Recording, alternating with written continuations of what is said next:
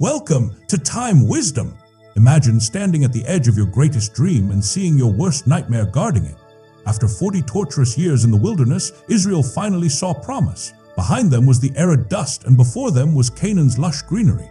The land sworn to their fathers was the dream that kept hope alive through enslavement and starvation. They saw no jubilation over the Jordan River. The hush was oppressive. Moses died.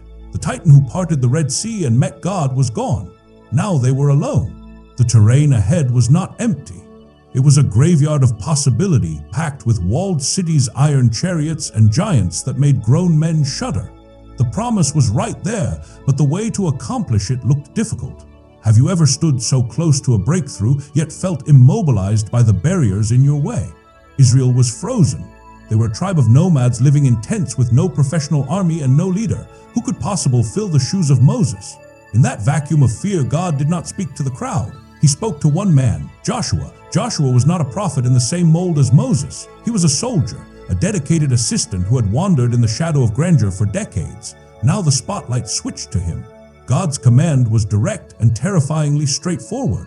Moses, my servant, is dead. Now therefore arise, go over this Jordan. There was no time to lament. It was time to move. But God recognized the crushing weight on Joshua's shoulders, so he gave him a pledge that echoes through history. Be powerful and courageous. Do not be afraid or dismayed, for the Lord your God will be with you wherever you go. Victory would not come from military strategy, but from obedience. The condition was non-negotiable. Do not turn from the law to the right or to the left. Joshua stared toward the horizon. The first obstacle was Jericho, a city that historians tell us is one of the oldest in the world. To the Israelites, it looked like a mountain of stone built by gods. Its twin walls towered 40 feet into the sky. Before relocating 2 million people, Joshua needed wisdom. He dispatched 2 spies into the city not to fight, but to monitor.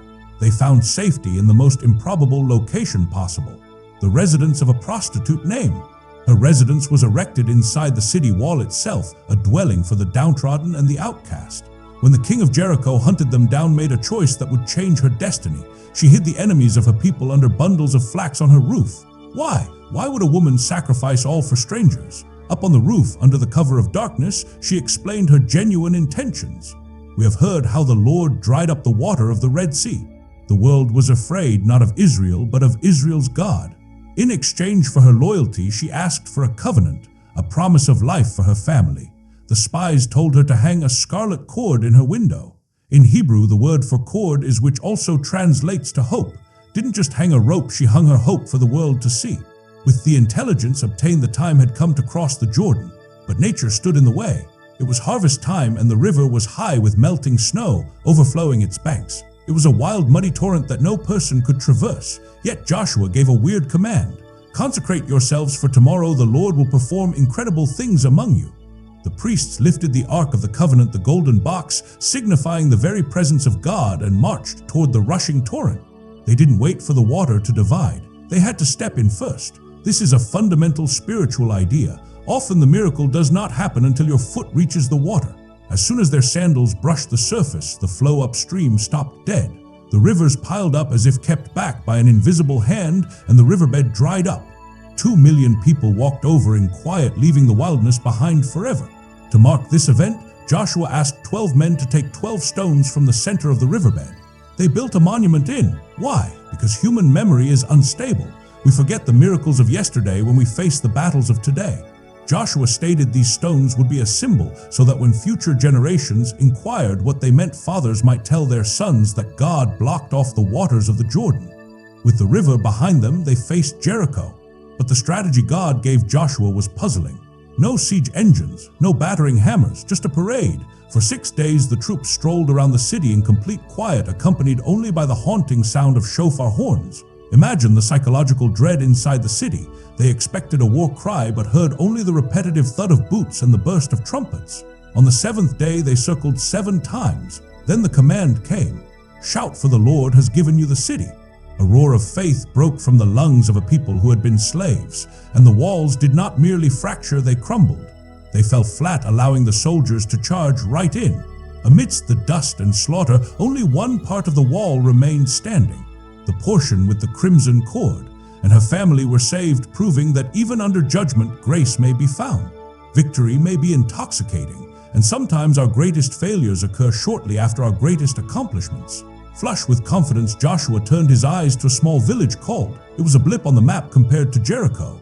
His spies, arrogant and overconfident, told him not to bother deploying the whole army. Just a few thousand would do, but they had forgotten to consult God. When the army marched on, they were routed, chased down the hill like frightened animals. 36 guys died. It wasn't a big bloodbath, but it broke the air of invincibility. Joshua fell on his face, shredding his clothes. He asked God why he had brought them there only to be annihilated. God's answer was sharp. Get up. Israel has sinned. The problem wasn't the power of the adversary, it was the corruption in the camp. A man named had taken a Babylonian robe and bars of gold from Jericho, directly defying God's mandate to destroy everything. He had hidden them under his tent, believing no one would know, but concealed sins rarely stay secret. They infect the whole community. His greed cost 36 families their sons. The judgment was severe, and his family were relocated, and the place where they died was named the Valley of Trouble. Only once the sin was purged did God offer the strategy for triumph. This time it wasn't a miracle, it was a superb ambush. Joshua drew the hubris of out into the open while a covert force torched their city behind them. It brings us to a tough fact. Sometimes we cannot move forward unless we deal with what is buried in our tents. News of these successes spread like wildfire. The kings of Canaan forged a huge coalition to destroy this invading force, but the inhabitants chose a different route: deception. They dressed in tatters and brought rotten bread, pretending to be travelers from a distant nation. They duped Joshua into signing a peace deal. When the falsehood was uncovered, Joshua kept his word. He could not breach a pledge made in God's name. This integrity forced him into one of the hardest struggles of his life. 5 Amorite kings besieged, and Joshua had to defend his new deceitful allies. He marched all night and made a surprise attack, but as the conflict continued, the sun began to drop. If darkness fell, the enemy would escape to regroup. Joshua needed more time. He needed more light. In front of all his men, he stared at the sky and shouted, "Sun, stay still above, and you moon over the valley of," and the universe obeyed. The earth ceased its spin, or the light was supernaturally prolonged. We do not know the physics, but we know the result. The day did not end until the victory was accomplished. It was the day God listened to the voice of a man. The struggle for the promised land was not a brief campaign. It lasted years, 7 years of sleeping in armor and fighting giants. Yes, giants. The same terrors that had scared the previous generation were still there, but this time Israel did not run, they fought, and among them was an ancient warrior named Caleb. At 85 years old, Caleb stood before Joshua. He didn't ask for a retirement villa near the water. He said, "Give me this mountain." He asked for Hebron, the stronghold of the giants. He said, "I am as strong this day as I was on the day Moses sent me." Caleb reminds us that faith does not retire. He drove out the giants and claimed his inheritance, proving that the size of the enemy does not matter while God is waging the battle. Slowly, the countryside was subdued.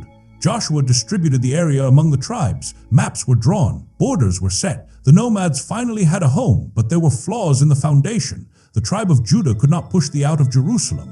The tribe allowed the Canaanites to live among them as slave laborers. They chose economic convenience above total obedience. They didn't realize it yet, but they were planting the seeds of their own downfall. Those pockets of resistance would become the thorns that would rend Israel apart in the centuries to come. Finally, the war ceased.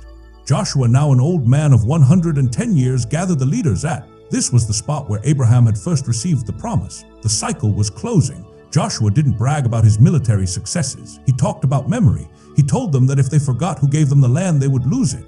He gave an ultimatum that sounds in our ears today. "Choose for yourselves this day whom you will serve. But as for me and my house, we shall serve the Lord." The people pledged they would follow God. Joshua picked a huge stone and laid it under an oak tree as a witness against them. He knew the fickleness of the human heart. Joshua died and was buried in the hill area of, and in a quiet fulfillment of a 400-year-old vow, the bones of Joseph were interred nearby. Joseph, who had dreamed of this day while governing in Egypt, was finally home. The promise was kept. The land was theirs. But the book of Joshua finishes with a terrible shadow.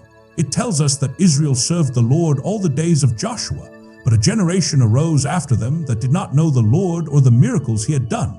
Memory faded. The flames of conquering transformed into the ash of complacency. They had overcome the giants on the battlefield, but they would soon be crushed by the horrors within. The period of the judges was reaching a dark spiral of turmoil and blood. But that is a story for another time. If you want to grasp the patterns of history and the spiritual principles that govern our existence, you must look back to see forward. Subscribe to the Wisdom of Time as we continue to unearth these ancient teachings. The trip is just beginning.